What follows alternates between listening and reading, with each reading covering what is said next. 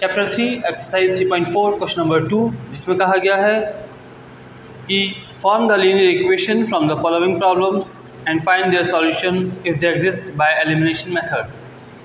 First part में कहा गया है if we add 1 to the numerator and subtract 1 from the denominator, a fraction reduces to 1.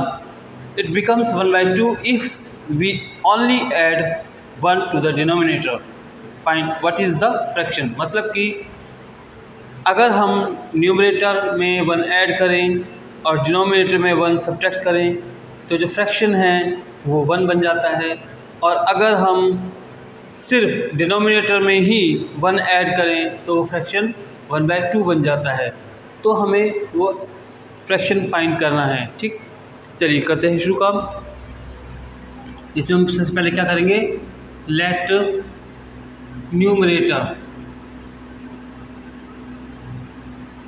Numerator equals to x select कर लेते हैं और डिनोमिनेटर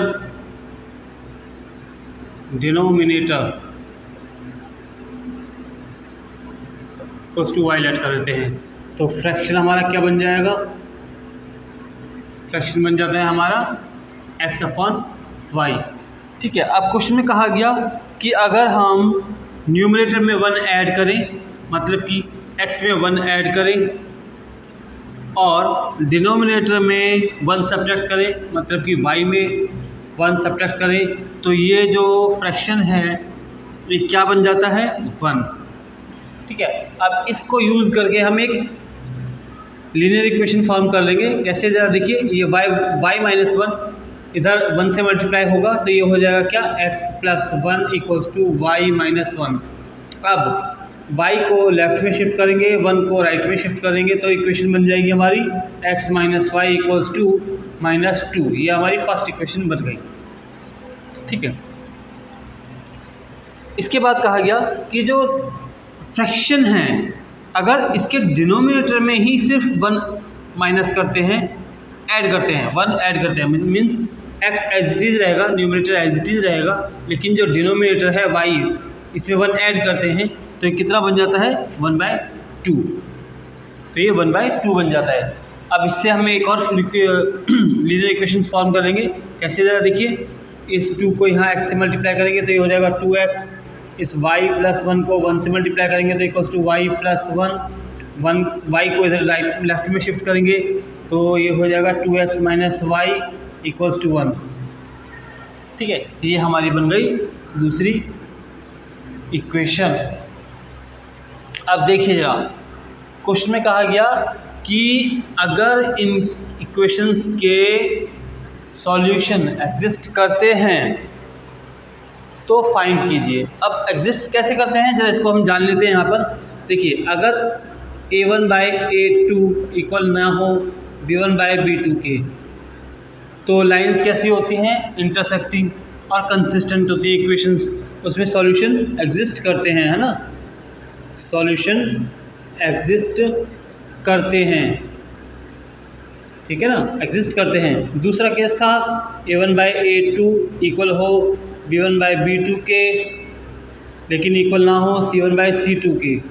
इस केस में लाइंस पैरेलल होती थी, सॉल्यूशन नहीं एग्जिस्ट करते थे, है ना, तो solution do not exist in this case. ठीक, और तीसरा केस था a1/a2 इक्वल हो b1/b2 के और इक्वल हो c1/c2 के।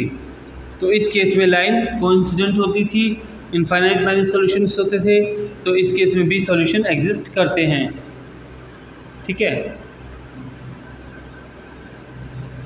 तो अब हम इन तीनों में से देखते हैं जरा इसमें कौन सा केस बनता है।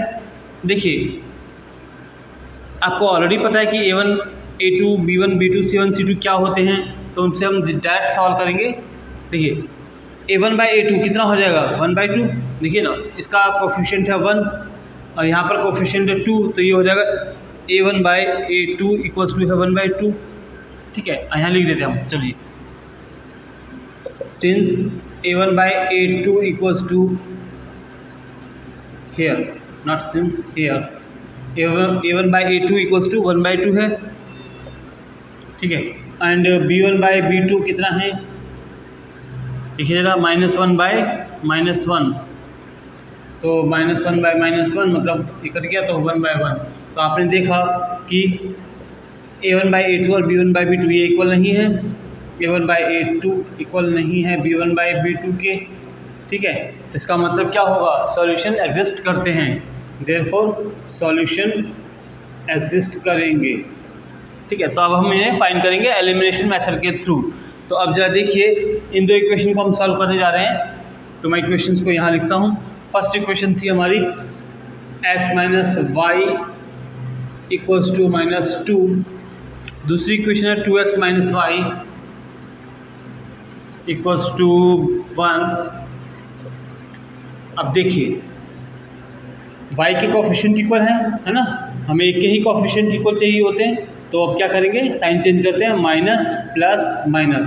अब माइनस प्लस ही देखो cancel, minus plus minus cancel हो गया, प्लस माइनस माइनस होता है, 2x में से 1x माइनस करेंगे तो x आएगा। अब क्योंकि बड़ा नंबर 2x माइनस का है तो माइनस का x आ जाएगा। इसी तरह यहाँ पर माइनस माइनस प्लस होता है, अब 2 और 1 को प्लस कर देंगे और आ जाएगा आंसर यहाँ पर -3, माइनस से माइनस कट जाएगा तो x = 3, ये हमारी x की वैल्यू आ गई, ठीक। अब इस x की वैल्यू को हम यहाँ फर्स्ट इक्वेशन में पुट कर देते हैं, तो इससे हमें y की वैल्यू मिल जाएगी। x - y = -2 है, तो x की वैल्यू 3 पुट करते हैं, -y = -2, 3 को राइट में शिफ्ट करते हैं तो -y = -2 -3, तो -y = -5, -2 माइनस कैंसिल, y = 5। तो अब आप ये देखिए ज़रा कि x और y की वैल्यू हमें मिल गई, तो यहीं से हमें आपको हमारा आंसर मिल जाएगा, मतलब फ्रैक्शन मिल जाएगा। तो फ्रैक्शन जो था वो था हमारा x/y, जिसकी वैल्यू आई है 3/5, तो ये हमारा आंसर होना चाहिए। करते हैं स्टूडेंट्स सेकंड पार्ट, जिसमें कहा गया है 5 years ago Nuri was thrice as old as Sonu. 10 years later Nuri will be twice as old as Sonu. How old are Nuri and Sonu? मतलब कि 5 साल पहले नूरी की एज सोनू की एज से 3 गुनी थी, और 10 साल बाद नूरी की एज सोनू की एज के ट्वाइस होगी, मतलब 2 गुना होगी। इन दोनों की प्रेजेंट एज में बतानी है। तो हम चलिए इस क्वेश्चन को स्टार्ट करते हैं। सेकंड पार्ट है, लेट करते हैं, let the present age of Noori equals to x years. इसी तरह present age of Sonu equals to y years, ठीक है। हाँ जी, अब क्या करते हैं, चलिए अब देखिए जो रिलेशन दिया है, इसमें जो क्वेश्चन में रिलेशन दिया है वो इन दोनों की प्रेजेंट एज में नहीं दिया, वो इनकी 5 साल पहले की एज और 10 साल बाद की एज में दिया है। तो हम पहले इनकी 5 साल पहले वाली और 10 साल बाद वाली एज निकालेंगे। चलिए पहले बात करते हैं 5 साल पहले वाली एज की। तो हम लिखते हैं जरा 5 years ago, 5 years ago age of Noori क्या होगी बताइए जरा। नूरी की एज होगी x - 5, है ना। आज नूरी x ईयर की है तो 5 साल पहले उसकी एज 5 साल कम होगी, ठीक है ना, तो इसलिए x - 5 होगी। इसी तरह 5 years ago age of Sonu, वो भी कितनी होगी y - 5।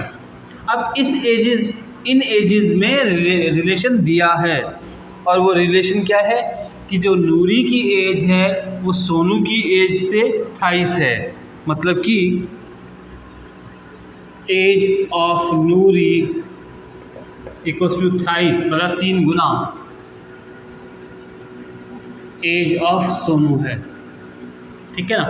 तो अब एज ऑफ नूरी निकाल कितनी है, x - 5, ठीक है। और वो किसके इक्वल है, 28 ऑफ, मतलब 3 times of age of Sonu मतलब y माइनस 5। ठीक है, अब इसे सॉल्व करते हैं ज़रा। देखिए x minus 5 equals to 3y minus 15। 3 को y से मल्टीप्लाई करा 3y, 3 को 5 से मल्टीप्लाई करा तो 15 माइनस का साइन बीच वाला। अब इससे इक्वेशन फॉर्म कर लेते हैं, वो हो जाएगी x minus 3y equals to minus 15 plus 5। तो यहाँ से आते हैं x minus 3y equals to minus 10। Number 1 equation number 1 बन गई। अब आते हैं इक्वेशन नंबर 2 की बात करते हैं, जिसमें कहा गया है 10 साल बाद की एज के बारे में।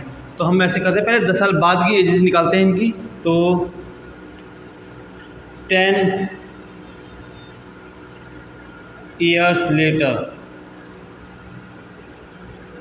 As of Noori equals to कितनी होगी। देखिए नूरी की जो आज एज है वो है x ईयर। 10 साल बाद नूरी 10 साल बड़ी होगी, मतलब उसकी एज 10 साल बढ़ जाएगी, है ना। इसलिए उसकी 10 साल बाद की एज क्या होगी, x प्लस 10। अब 10 साल पहले इसी तरह एज ऑफ सोनू वो कितनी होगी, इक्वल्स टू y प्लस 10, यही होगी ना। तो अब इनके बीच में क्या रिलेशन दिया है, इसमें कहा गया है नूरी विल बी ट्वाइस, मतलब कि age of Noori will be equals to twice ना, ट्वाइस। तो 2 इंटू एज ऑफ क्या, एज ऑफ सोनू। ठीक है ना। अब देखिएगा एज ऑफ नूरी कितनी है 10 साल बाद वाली, x प्लस 10, वो किसके इक्वल होगी, twice of age of Sonu 10 साल बाद वाली, y प्लस 10। इसको जरा सॉल्व करते हैं यहाँ पर।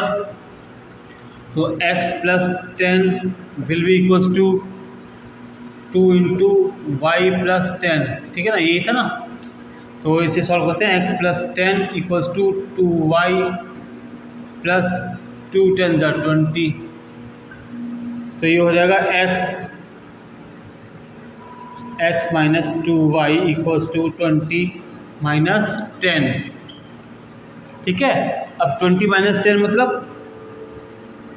यहाँ पर तो आ जाएगा 10 और यहाँ पर हुआ x माइनस 2y। अब यह बन गई हमारी सेकेंड इक्वेशन। तो हमें ये दोनों इक्वेशन हमारी मिल गई है। अब हम इन इक्वेशन से पहले चेक करेंगे कि इनके सॉल्यूशन एग्जिस्ट करते हैं या नहीं करते। तो चलिए इनको करने के लिए क्या करेंगे, देखिए यहाँ पर पहले a1 बाई a2 निकालते हैं, जो कि आ रहा है 1 1 मतलब 1 बाई 1, और b1 बाई b2 निकालते हैं, जो कि आ रहा है -3 अपॉन -2, जो कि हो गया 3/2। तो आप देख सकते हैं कि a1 by a2 b1 by b2 के इक्वल नहीं है। तो हम यहाँ लिखेंगे since a1 by a2 is not equals to b1 by b2। ठीक है, देयरफॉर सॉल्यूशन एग्जिस्ट करते हैं ना। तो अब हम निकालते हैं इनके सॉल्यूशन। चलिए जी, फर्स्ट इक्वेशन है हमारी x minus 3y equals to -10,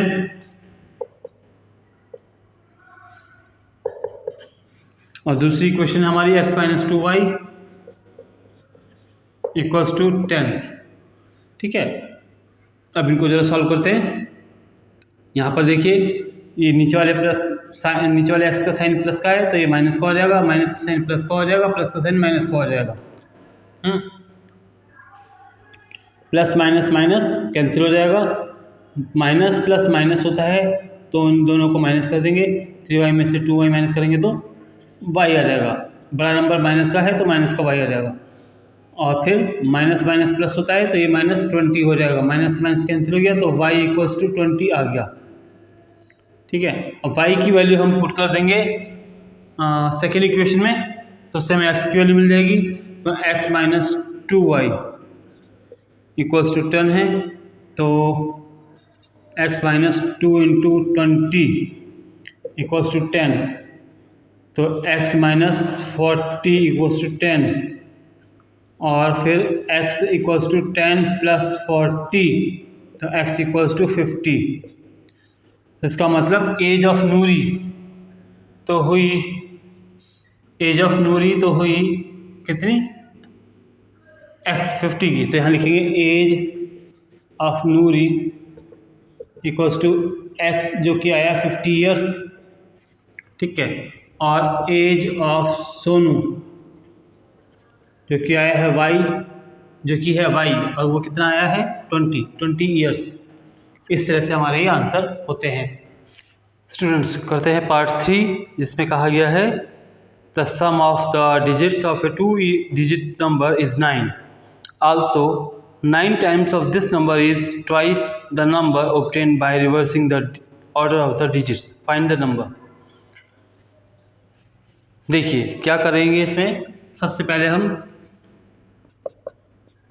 हम इसमें अब 2 डिजिट नंबर की बात कर रहा है तो ये जो 2 डिजिट होंगी, अब 2 डिजिट नंबर जैसे कि 21, 32 है ना, 32, 45, 72, 27 2 डिजिट नंबर ऐसे होते हैं ना, 10 से लेकर 99 तक। अब इन दोनों डिजिट में, इन 2 डिजिट नंबर में 2 डिजिट होती है ना, एक 1 डिजिट और एक 10 डिजिट, और हम इन दोनों को ही x और y लेट करेंगे इस क्वेश्चन में। तो चलिए लेट करते हैं। Let 1 digit will be equals to x and 10 digit equals to y। तो जो नंबर बनेगा वो क्या बनेगा, अब देखिए नंबर कैसे बनेगा, उसका एक फार्मूला होता है और वो फार्मूला क्या है 10 इंटू 10 डिजिट प्लस 1 डिजिट,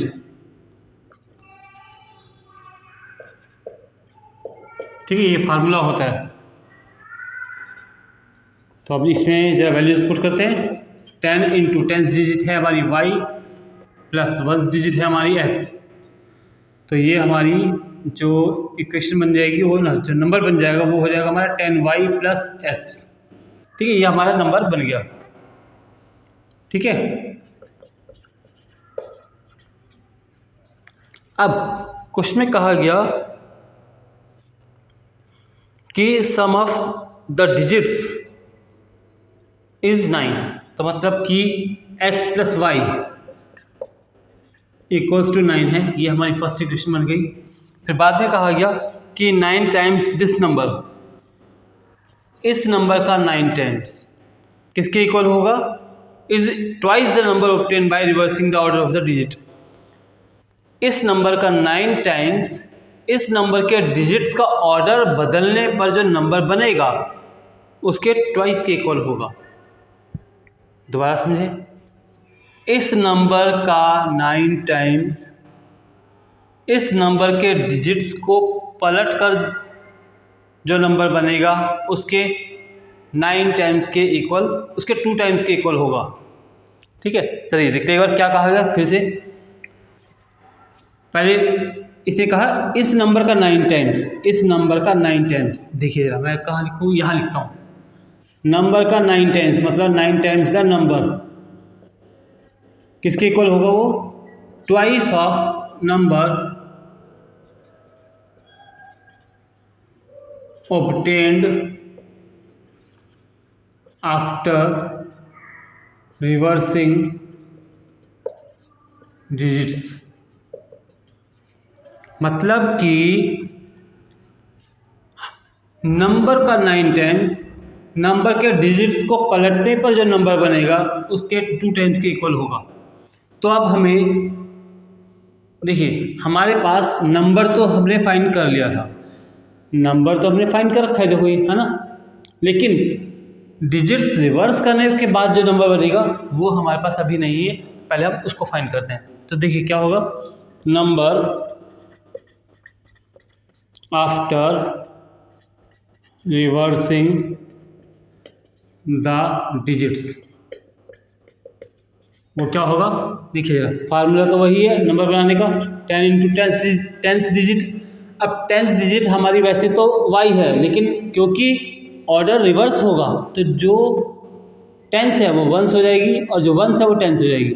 तो अब यहाँ पर 10 इंटू टेंथ डिजिट की जगह क्या लिखेंगे, जो पहले 1s थी मतलब x, और 1s की जगह लिखेंगे जो पहले 10s थी मतलब y। तो नंबर जो बनेगा वो बनेगा 10x प्लस y। ठीक है, अब ये दोनों वैल्यू हमारे पास आ गई है, जो ओरिजिनल नंबर था वो भी है हमारे पास, डिजिट्स रिवर्स करने के बाद जो नंबर बनेगा वो भी है हमारे पास, वो वैल्यू हम यहाँ पुट कर देते हैं। तो देखो 9 टाइम्स द नंबर मतलब 10y plus x will be equals to twice of number reverse after reversing digits, जो कि है 10x प्लस y। ठीक है, अब जरा देखिए करते हैं solve. 9 10 90y plus 9x equals to 2 10 20x plus 2y। ठीक है, अब इसे सॉल्व करते हैं, इन दोनों को हम लेफ्ट में शिफ्ट करते हैं, तो ये हो जाएगा 9x minus 20x plus 90y minus 2y equals to 0। अब देखिए प्लस माइनस माइनस ये हो रहा है minus 11x plus 88y equals to 0। Minus 11 से डिवाइड कर दिया तो ये हो जाएगा x minus y x minus 8y equals to 0। ठीक है, अब ये हमारी बन गई दूसरी इक्वेशन। ठीक है,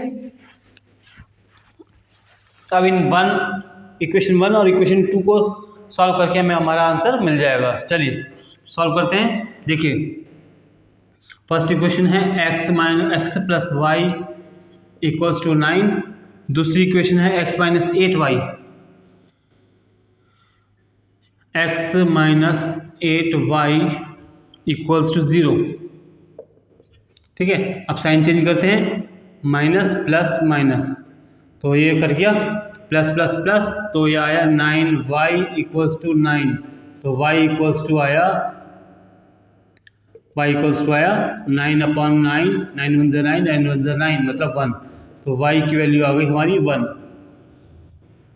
ठीक है, अब y की वैल्यू 1 है, इस y की वैल्यू को हम यहाँ डाल देंगे इस इक्वेशन में, सेकेंड इक्वेशन में, तो इसे हमें x की वैल्यू भी मिल जाएगी। x minus 8y equals to 0 है, y की वैल्यू 1 डालते हैं, x minus 8 into 1 equals to 0। तो x equals to x minus 8